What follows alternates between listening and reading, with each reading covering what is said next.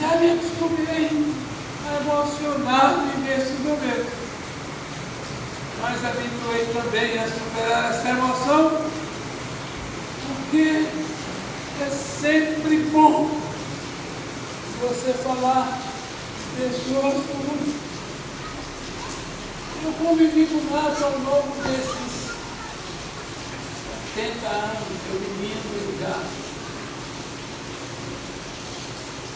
Quem não me conhece, acho que todos conhecem, mas eu sou primo da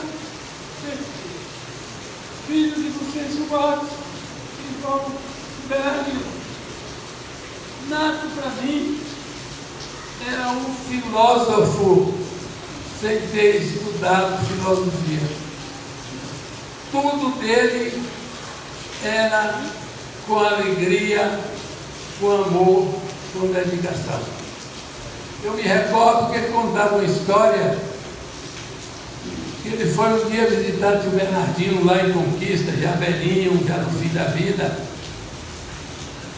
Mas perguntou a ele: Nato, o que é que você está fazendo lá? Ele disse: estou plantando mandioca. Ele disse: no meu tempo ele plantava maniva. Você já está plantando a mandioca e ela vai crescer. Então era Nato esta figura amiga, amigo, amigo. Não tinha a palavra não no seu vocabulário.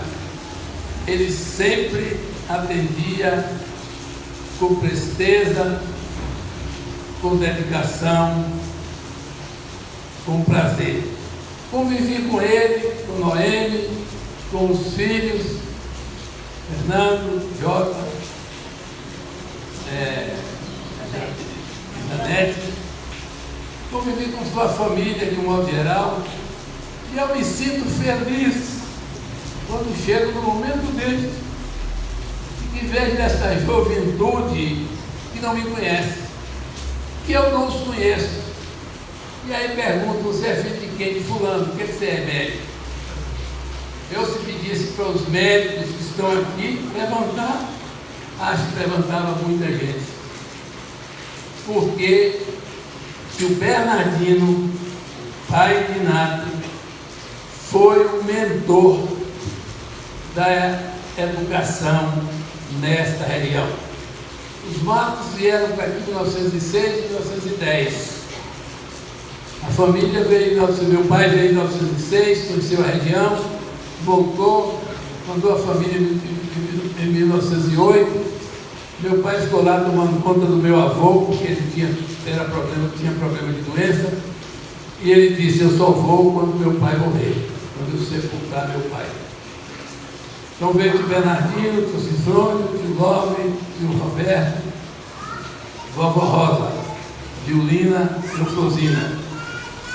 E se alojaram nesta região que meu pai já tinha escolhido naquela época, e mais ou menos demarcado. Imagina vocês que ele disse a Love: fique na beira do rio Confugi, Cifrônio na beira do rio das Pombas, que naquele tempo era um rio.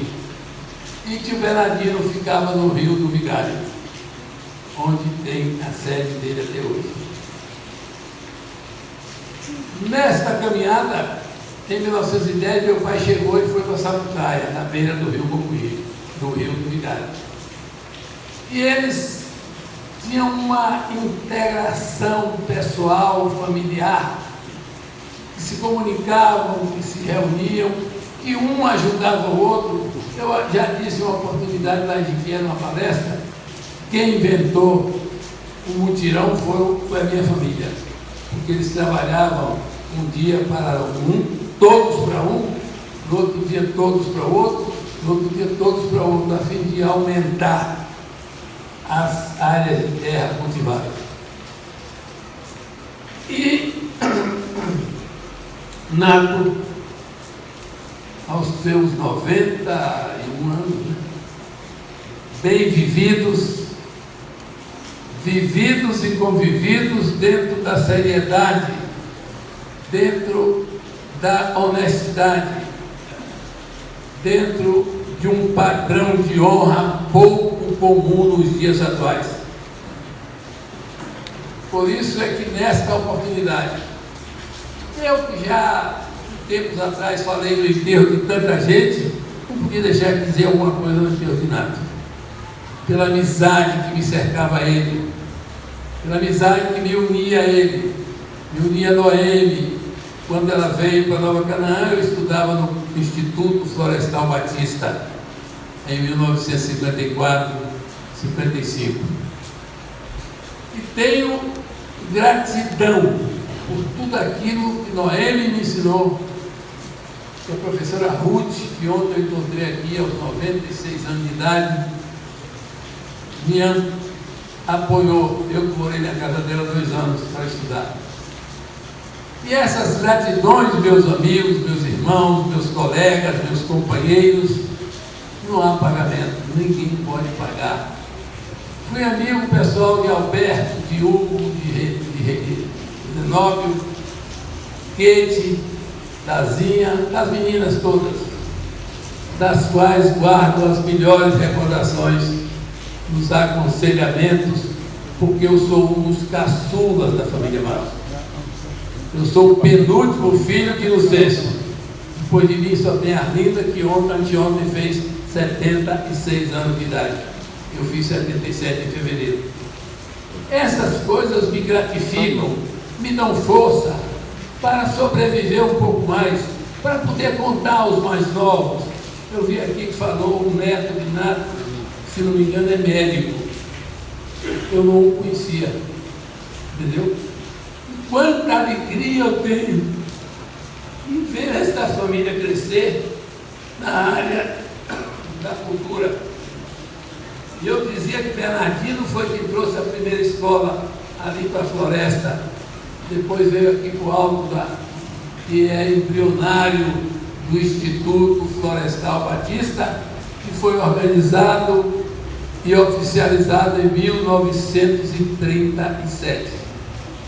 Eu tenho um jornal Batista que o pastor Flor Dionísio me deu, narrando a criação do Instituto Florestal Batista, que dizia que era água fria, porque Nova Canaã não existia, era água fria.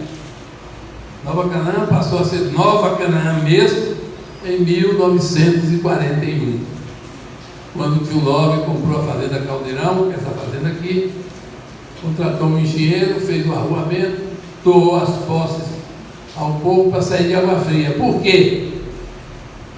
Porque a água fria era dentro do rio. Se tivesse uma grande enchente, o rio Calumbi, o rio do Vigário, alagava a água fria toda. E era isso, meus amigos, a visão de homens quase analfabetos, mas que tinham uma visão de futuro invejável. Eu sempre disse que meu pai enxergava atrás do monte. Ele podia saber, imaginar e ver o que estava acontecendo lá do outro lado do monte. E ele dizia, e assim era Bernardino, e assim era tio Bernardino, era tio Love, tio Cifrônio. Eram homens de fibra, homens que não tergiversavam, homens que eram do sim, sim e do não, não. Por isso é que eu sempre disse na minha vida, eu tenho 3 orgulhos na vida: de ser Matos.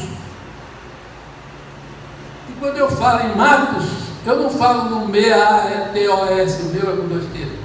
Eu falo na família de Nova Canaã, que ela foi pela família Matos, originada, crescida e agregada a todas as demais famílias que para aqui vieram.